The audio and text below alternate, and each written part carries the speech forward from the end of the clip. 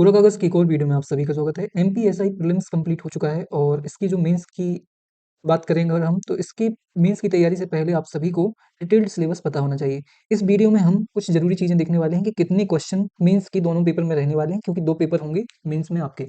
फिर उसमें हम ये देखेंगे कि नेगेटिव मार्किंग आपकी कितनी रहने वाली है, एग्ज़ाम पैटर्न क्या है और डिटेल्ड सिलेबस। देखिए, एक होता है सिलेबस देख लेना कि कौन-कौन से सब्जेक्ट आ रहे हैं।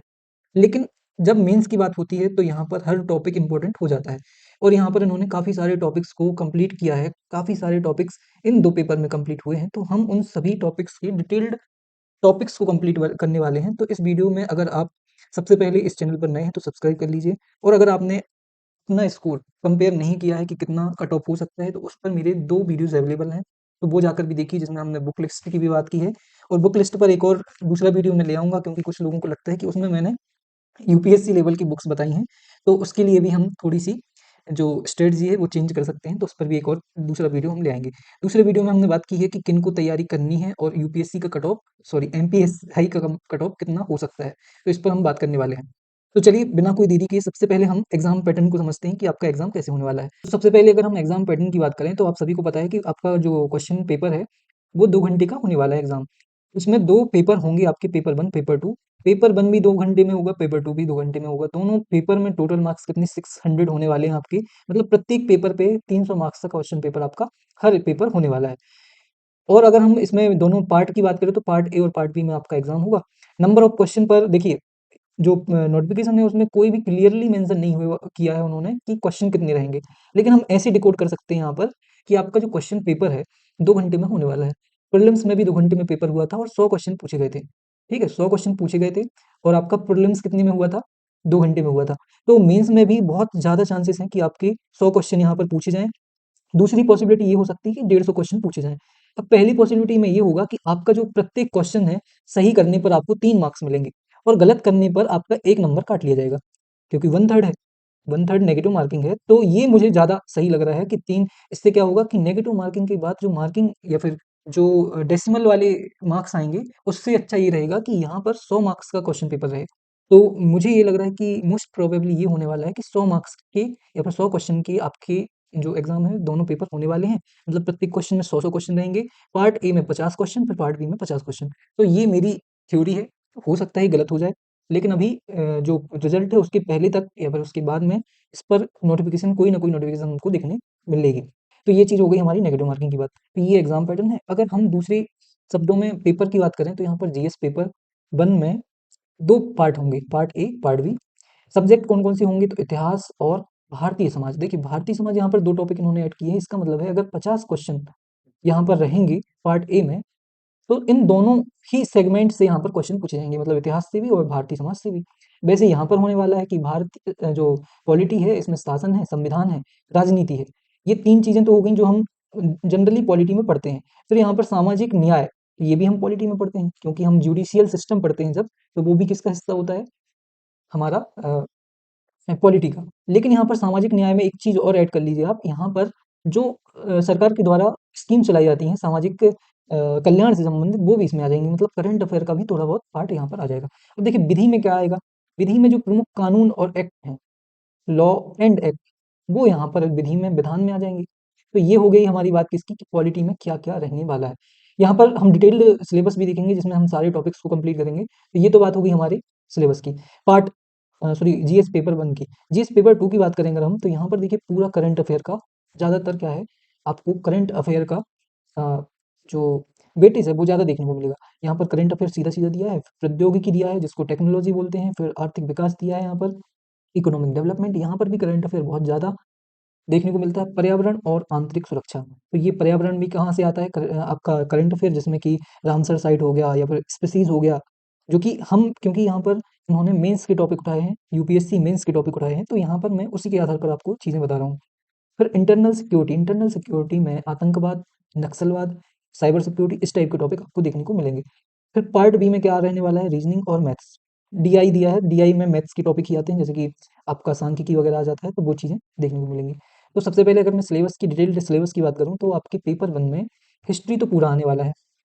पूरा मतलब कि एंशिएंट इंडिया, मेडिवल इंडिया और फिर मॉडर्न इंडिया।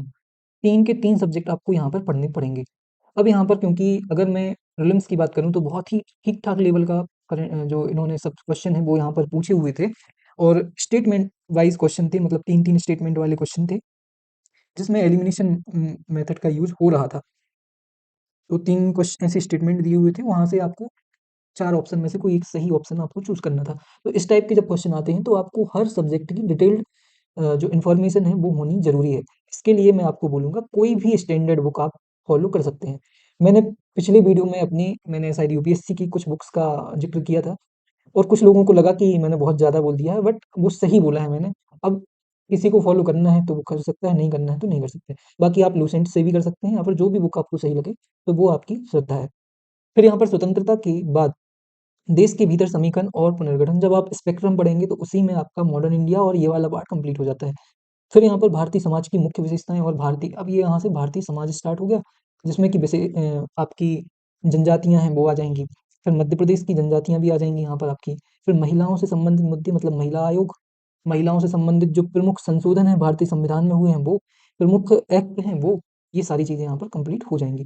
फिर यहाँ पर ये ग्लोबलाइज़ेशन से क्वेश्चन आया, मतलब टॉपिक यहाँ पर दिया हुआ है, तो ये अपना पेपर 1 का पार्ट ए कंप्लीट हो गया।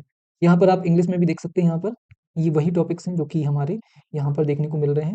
फिर यहाँ पर अगर मैं पार्ट बी की बात करूँ तो पार्ट बी में देखिए पॉलिटी के टॉपिक्स की बात करूँ अगर मैं, तो यहाँ से लेके यहाँ तक लगभग सभी चीज़ें इंडियन पॉलिटी की हिस्सा हैं। लेकिन यहाँ पर आखिरी 2 टॉपिक ऐसे हैं, ये टॉपिक हमें कहीं-कहीं पर करंट अफेयर से भी जोड़ने पड़ते हैं।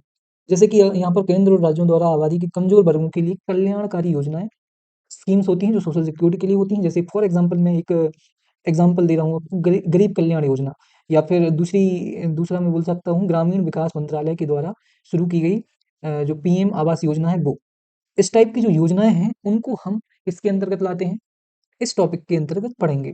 फिर यहाँ पर ओम का प्रदर्शन, इन योजनाओं का प्रदर्शन, कमज़ोर वर्गों की सुरक्षा और बेहतरी के लिए गठित तंत्र, ये सब चीज़ें यहाँ पर पढ़ने को मिलेंगी आपको। ये पूरा का पूरा पार्ट पॉलिटी का है। जो आप लक्ष्मीकांत बेस्ट है, लक्ष्मीकांत से ही पढ़ें तो ज़्यादा अच्छा है। बाकी आप जो भी बुक आप प्रेफ़र करना चाहते हैं, वो आपकी श्रद्धा है। मैं बार-बार बोलता हूँ कि वो आपकी खुद की श्रद्धा है। अगला, ये देखिए क्वेश्चन पेपर 2 की बात करें तो ये पूरा का पूरा क्वेश्चन पेपर करंट अफेयर पर आधारित है। इसमें कुछ चीज़ें मैं अगर छोड़ दूँ, तो भारतीय अर्थव्यवस्था थोड़ा बहुत आपको पढ़ना पड़ेगा नोट्स से, जिसमें कि आपको पता होना चाहिए कि जीडीपी क्या क्या होती है, कैसे निकालते हैं। आपको पता होना चाहिए इन्फ्लेशन के प्रकार क्या-क्या हैं, इन्फ्लेशन कितने प्रकार की होती है, मुद्रास्फीति। फिर आपको पता होना चाहिए सीआरआर क्या होता है, जो सीआरआर है वो क्या होता है, और रेपो रेट है वो क्या होता है। तो ये चीज़ें कुछ आपको नोट्स से पढ़नी है। बाकी पूरा का पूरा ये पेपर जो है, ये किस पर आधारित है? ये करंट अफ़ेयर पर आधारित है।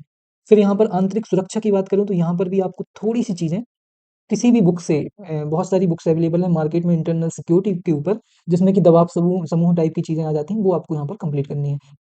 बाकी पूरा का पूरा पेपर आपका, ये पूरा पेपर करंट अफ़ेयर पर आधारित है और करंट अफ़ेयर आप किसी भी एक मंथली मैगज़ीन से कंप्लीट करनी है जो यूपीएससी लेवल का हो। मैं हमेशा बोलता हूँ यूपीएससी लेवल को के अगर आप करंट अफ़ेयर को पढ़ेंगे तो आपका कोई भी एग्ज़ाम, कोई भी क्वेश्चन बाहर नहीं जाएगा। ये आप मान के चलिए।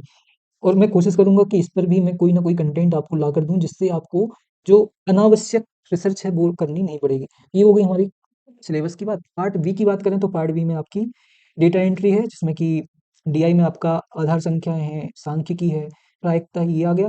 फिर आँकड़ों का प्रबंधन, ये भी आपका डीआई में आएगा। अनुपात, समानुपात, ये मैथ्स का टॉपिक है, इसको भी हम इसमें ऐड कर सकते हैं। फिर ये भी मैथ्स है, यहाँ ये भी मैथ्स मैथ्स है और ये आपकी रीज़निंग है। तो ये रहा हमारा कुल मिला के पूरा सिलेबस। तो मैं अगर वेटेज की बात करूँ, तो पेपर 1 और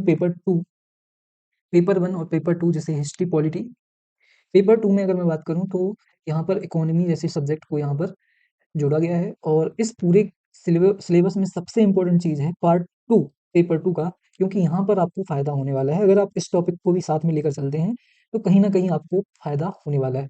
तो ये बात हो गई हमारी पूरे सिलेबस की, डिटेल्ड सिलेबस की। तो सबसे पहले मैं आपको, अगर आपको ये वीडियो पसंद आए और आपको सही लगी और सारी जानकारी अगर आपको इन्फॉर्मेटिव लगी, तो सबसे पहले लाइक, शेयर और कमेंट करना ना भूलें। सबसे पहले आप अपना स्कोर बताइए। क्या आप मेंस के लिए एलिजिबल, आपको लगता है कि आप एलिजिबल हैं? आपको लगता है कि अगर आपका प्रीलिम्स निकल रहा है तो please, please, please, please mains की तैयारी स्टार्ट कर दीजिए, क्योंकि इससे आपका बहुत सारा फ़ायदा होने वाला है। और सब्सक्राइब कोरा कागज़ यूपीएससी, हम यूपीएससी जैसे एग्ज़ाम के साथ-साथ सारे एग्ज़ाम्स को कंप्लीट करने की कोशिश करेंगे यहाँ पर और बहुत सारी इनसाइट जो स्टूडेंट को पता होनी चाहिए, उनके लिए भी बहुत सारी वीडियो लेकर आने वाले हैं। तो ऐसे ही जुड़े रहिए हमारे साथ। मिलते हैं अगली वीडियो में, पढ़ते रहिए, ध्यान रखें अपना। धन्यवाद।